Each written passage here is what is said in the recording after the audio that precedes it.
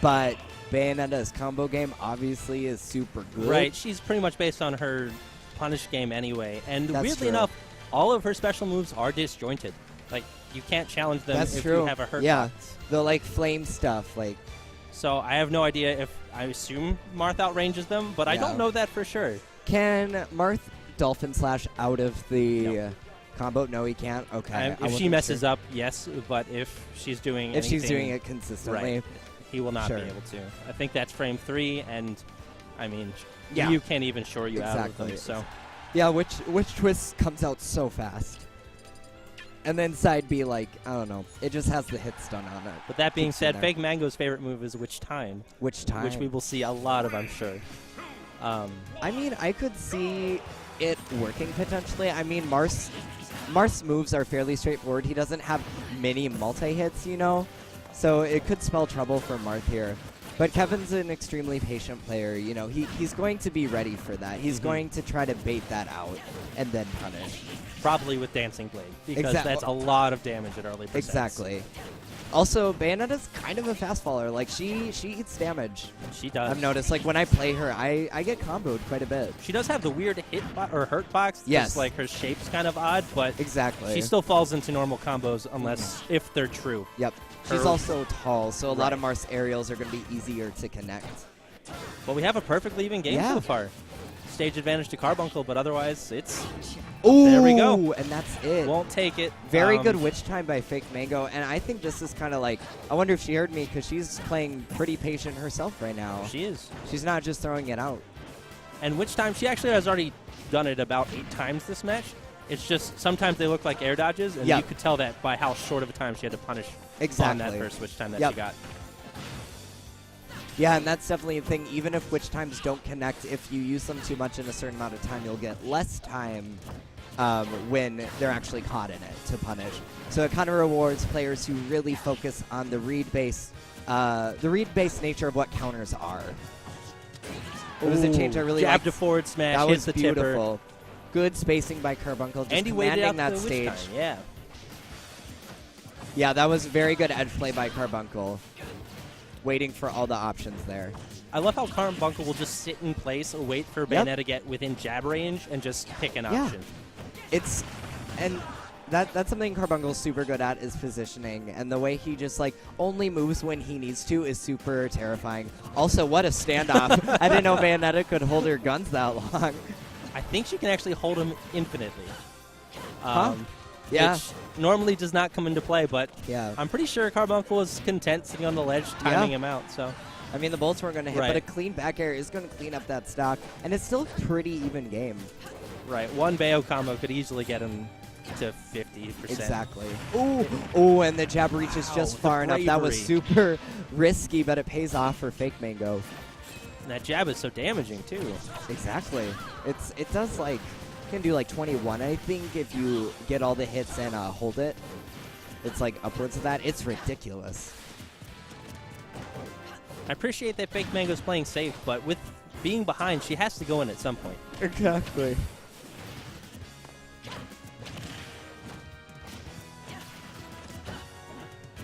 Both players just trying to keep stage control, really. They're not focusing on racking up damage. They just want to be in the center and put the other one in a place where they're uncomfortable. Right, and something, you know, Kevin's going to want to do as Marth is stay grounded and use the way his hitboxes reaches through platforms to his advantage. While Bayonetta's going to want to use the momentum she gets off platforms, the way she can keep her hitboxes lingered, the way she can mix up like that, where she's going for an air and then does a side B out of it. That She was does eat a shield breaker, though. And I like that that's the first time Kevin's pulled it out this stock. Yeah. Because It covers a lot of space. but if you use it all the time, people Oh no! And she gets caught under stage. I don't think she had a double jump, so she couldn't jump back and do it again. yeah, that little lip Disheartening. that's invisible on a battlefield. Yeah. That part that you can bonk your head on is apparently very deadly for Bayonetta. Oh, especially. I mean, she's a character with a really good recovery, but the stars have to align kind of thing. You know, you have to have everything. You have to make sure you're watching out for the stage. You're not getting caught under it. Meanwhile, avoiding your opponent who's trying to edge guard you. Right. And a lot of times players will try to ride that lip to avoid the edge guard. Exactly. But there's that one part of Battlefield that has like an actual ceiling Yep. that you just saw can Exactly. easily take your stock. And even though the game's been out for a long time, like it's still one of those things where it doesn't happen frequently enough where it's hard to remember. It's the nuance, you know. Right.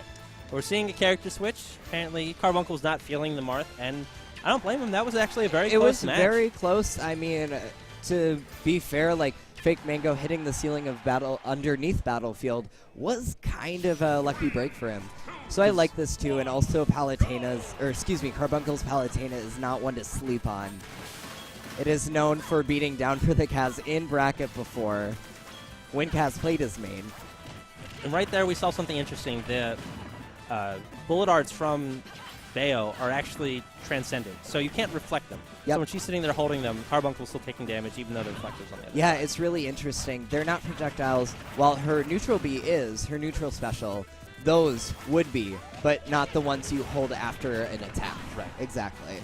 And then what you were saying earlier, not to sleep on Carbuncle's Palutena, you can't really sleep on any of Carbuncle's character because that's true. The way I look at Smash is people either play against their opponent or play their character. Exactly. And Carbuncle definitely plays against his opponent. Exactly. So no matter what tools he has, he's going to be able to do something with it. Exactly.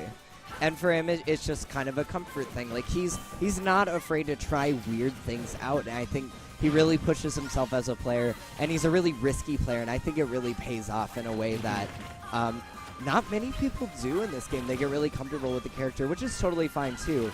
It's just nice to see a kind of that different meta play style in our players. And this matchup is actually turning out to be a lot campier than I would have expected. Normally when you think of Palutena, you think of fast and going for the jabs to grab, but Kevin's happy spacing with the auto reticle, which is normally a terrible projectile. And I mean, it's working, though. The thing is, too, is I think Carbuncle understands he can't really challenge Bayonetta by going for too many grabs because it gives Bayonetta a free pass to combo her. To combo both ducks with that one auto reticle. I'm a fan. Yeah, exactly. But very even game. Oh, yeah. Much slower pace, too. Which I'm not sure who this benefits. Bayo has the nicer, like if they were going to start going for timeouts, Bayo has a nicer camping game with the transcendent hitboxes and the projectiles that don't show you exactly where they're going.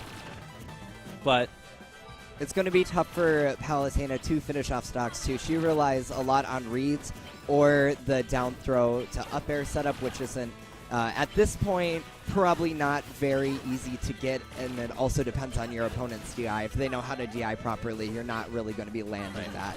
Something I'd like to see is Fake Mang0 is jumping and using Nair a lot. I would have really actually liked to see Carbuncle challenge it with the beautiful falling up air.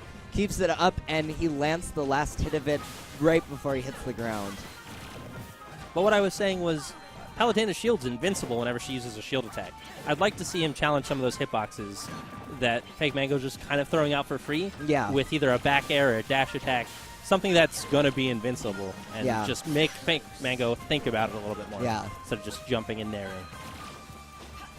If you notice, too, Fake Mang0's getting a little bit more aggressive. She's starting to look for more spots to approach.